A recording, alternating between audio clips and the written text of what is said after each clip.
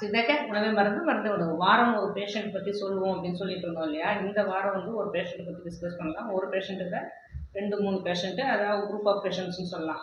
அவங்க வந்து எல்லாருமே நார்த் இந்தியாவிலேருந்து வந்தவங்க, இங்கே வந்து வேலை செய்கிறவங்க.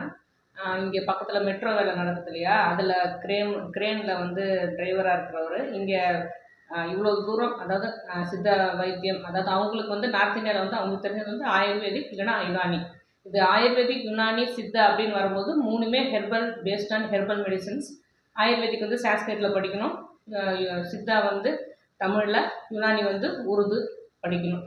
ஆனால் எல்லாமே ஹெர்பல்ஸ் மெடிசன். அந்தந்த நாட்டில் அவங்கள சுற்றி விளையிற ஹெர்பலில் ரெடி பண்ணுற மெடிசன்ஸ். எல்லா ஹெர்பலும் பேர் மாறுமே தவிர எல்லா ஹெர்ப்ஸும் ஒன்று தான், அதாவது மூலிகைகள் ஒன்று தான்.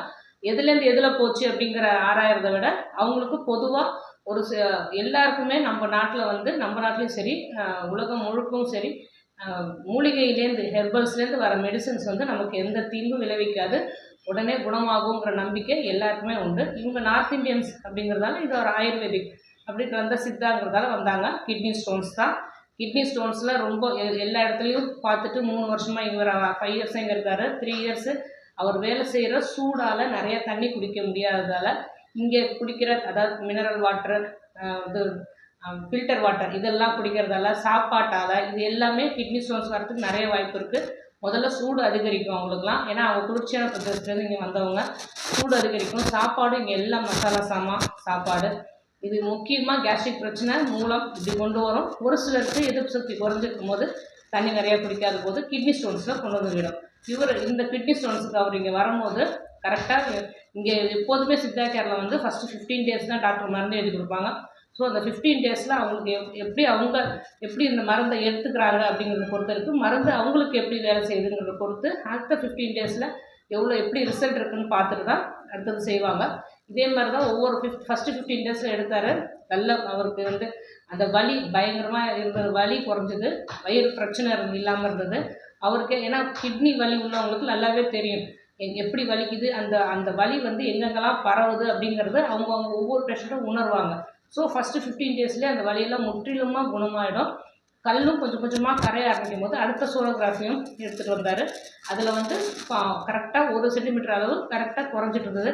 சின்சியராகவே சாப்பிட்டாங்க. இதே மாதிரி தான் இன்னொரு பேஷண்ட்டு, அவங்க அப்பாவுக்கு, வயதானவருக்கு கிட்னி ஸ்டோன் இருக்குது, ஊர்லேருந்து வந்து இங்கே விசிட் பண்ணியிருக்காரு, அங்கே நிறைய ஆயுர்வேதிக் டாக்டரை பார்த்துருந்தோம் அப்படின்னு சொல்லி அழைச்சிட்டு வந்திருந்தார். அவரும் அப்படி தான். அவரை ரெஃபர் பண்ணது இன்னொரு நார்த் இந்தியன்ஸ், ரொம்ப தூரத்துலேருந்து பெருங்குடி ஓஎம்ஆர்லேருந்து வந்திருந்தாங்க. அவங்களும் இதே மாதிரி ஃபஸ்ட்டு 15 டேஸ் மருந்து சாப்பிட்டு அவங்களும் சோனோகிராஃபி எடுக்கும்போது அவங்களுக்கு இதே மாதிரி 0.75 சென்டிமீட்டர் குறைஞ்சிருக்கும் போது அவரும் 2 மந்த்ஸ் அப்பா ஊருக்கு போகிறாங்க, அதனால் 2 மந்த்ஸ் மெடிசன்ஸ் வாங்கிட்டு போனாங்க. இது மாதிரி மூலிகை மெடிசன்ஸில் கிட்னி ஸ்டோன்ஸ் மட்டுமின்றி எல்லாத்துக்குமே மருந்து இருக்குது. அது முறையாக நம்பி பின்பற்றுறதை பற்றி மட்டும்தான் இருக்குது. சித்தாவும் சரி, ஆயுர்வேதாவும் சரி, யுனானியும் சரி, ஒரு சில மாறுபாடுகள் இருக்கும்.